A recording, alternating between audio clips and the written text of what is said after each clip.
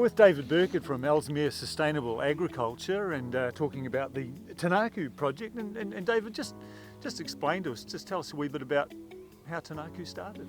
Yeah, well, Ellesmere Sustainable Ag, we've always had this ambition of restoring our riparian buffers around our lowland streams.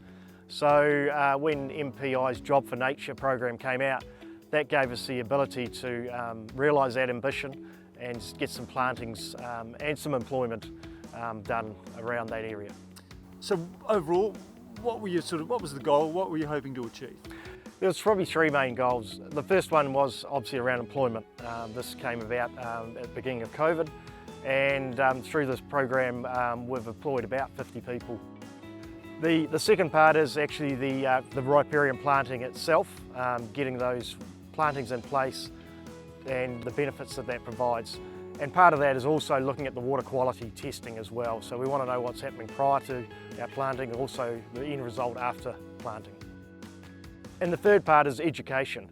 So we want the public to know what we're doing, but we also have been involved with the schools as well. And that's been really important, bringing those young kids in, getting them involved in the planting and getting them to understand the benefit these plantings have for the environment.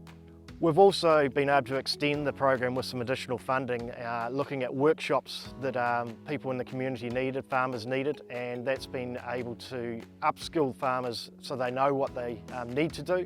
And also some of that's been involved around education as well. We've had a number of school kids involved in those programs as well. So it's ticked a couple of boxes around additional workshops for the farmers, but also helping with the education as well. There's a lot going on there. At this point, what have you achieved so far? Oh look, this program's been an amazing success. We're nearly finished our third year now, and we've had about 60 sites of planting. That equates to about 14 kilometres of riparian planting on our lowland streams, and about 50,000 plants planted in total. So, you know, to me that's a huge success for both the environment that we're in, but also our community as well. Getting local people into jobs was one of the main objectives in the project.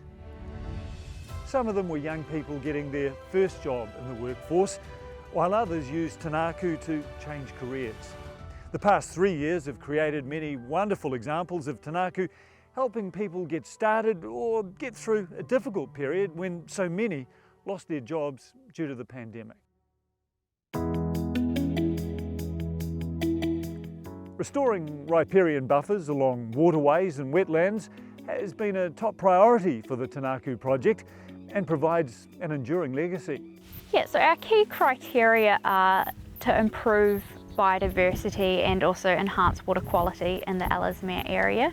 So we're looking at places where there's existing native biodiversity that can be built upon and improved, or if like a critical source point where we might be able to filter the water runoff coming into the stream and take out any excess nutrients and just improve the water quality in that way. So if we take a collective approach, all these little changes are actually making a big difference. So each person putting in a little restoration project on their property, and then their neighbours got one, that starts to connect up into this massive network. And so I'm really excited to see how that network can connect in and build together to just make some amazing habitat for birds and fish species across Ellesmere.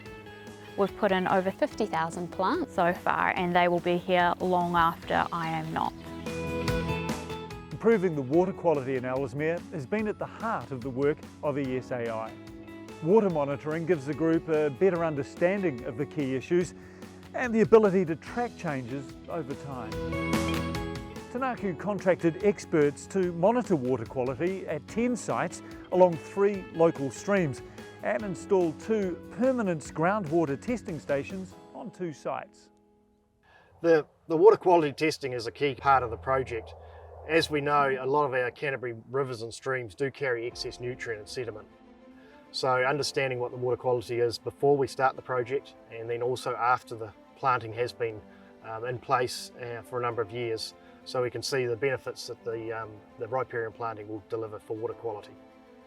Aside from projects with local schools, ESAI has been working hard to raise awareness among the general public about the good work being done by local farmers to enhance and protect the natural environment and health of fresh water while sustaining viable farming businesses.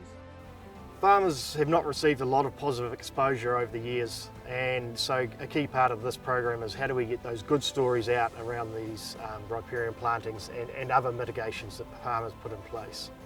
So to achieve that, we've developed a website, and on that website is a lot of the good stories as well as videos around the plantings and things that have happened.